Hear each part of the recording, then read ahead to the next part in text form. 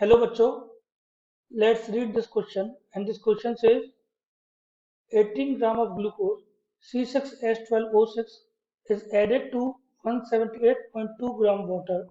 The vapor pressure of water in torr for this aqueous solution is option A 76.0, option B 752.4, option C 759.0 and option D 7.6.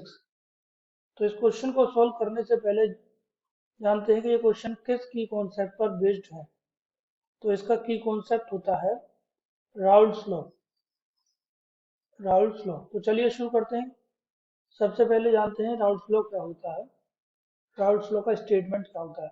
तो Raoult's law कहता है कि vapour pressure of component, मान लीजिए vapour pressure of component को represent किया गया है पी से। तो vapour pressure of the component is equal to the mole fraction of that component multiplied by the pressure vapor pressure of the pure component PA। PA not क्या है यहाँ पर, vapour pressure of the pure component.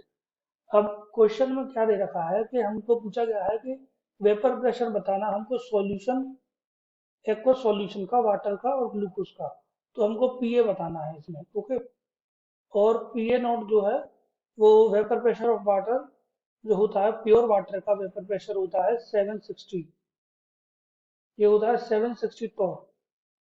Okay, तो हमको यहाँ पर एक चीज निकालना है, सिर्फ हमको निकालना है मोल फ्रैक्शन वाटर का। तो मोल फ्रैक्शन वाटर का अगर निकालें तो उससे पहले हमको निकालना पड़ेगा मोल्स ऑफ वाटर। मोल्स को रिप्रेजेंट किया एन से, मोल्स ऑफ वाटर को कैलकुलेट करने के लिए कितना मोल्स आएगा, वेट इन ग्राम कितना देखा है 178.2, 178.2 ग्राम वेट इन ग्राम हुआ, और मोलर मास होता है वाटर का 18 ग्राम पर मोल। ये ग्राम से ग्राम कैंसिल और ये आएगा 9.9 मोल, 9.9 मोल। अब कैलकुलेट करते हैं मोल्स ऑफ ग्लूकोज C6H12O6। इसके मोल्स कैलकुलेट करने के लिए वेट इन ग्राम कितना है, 18 ग्राम ग्लूकोज है, मोलर मास होता है इसका 180 ग्राम पर मोल, 180 ग्राम पर मोल, ग्राम से ग्राम कैंसिल, ये कितना हुआ 0.1 मोल। तो मोल फ्रैक्शन निकालना है, मोल फ्रैक्शन निकालना है वाटर का, तो इसका फॉर्मूला होगा moles of water divide by total number of moles, means moles of water plus moles of glucose C6H12O6। Okay, अब मोल्स ऑफ वाटर 9.9 मोल और ये 9.9 मोल्स प्लस 0.1 मोल, तो इसको जब कैलकुलेट करेंगे तो ये 9.9 मोल डिवाइड बाई 10 मोल, तो इसका वैल्यू आएगा 0.99 मोल। तो ये है मोल फ्रैक्शन ऑफ, ये मोल से मोल कैंसिल हो जाएगा, ये भी मोल है और ये भी मोल है, मोल से मोल कैंसिल, तो मोल फ्रैक्शन आता है यहाँ पर 0.99। तो अभी ये मोल फ्रैक्शन है, तो अब हमको क्या कैलकुलेट करना है, वेपर प्रेशर ऑफ सॉल्यूशन।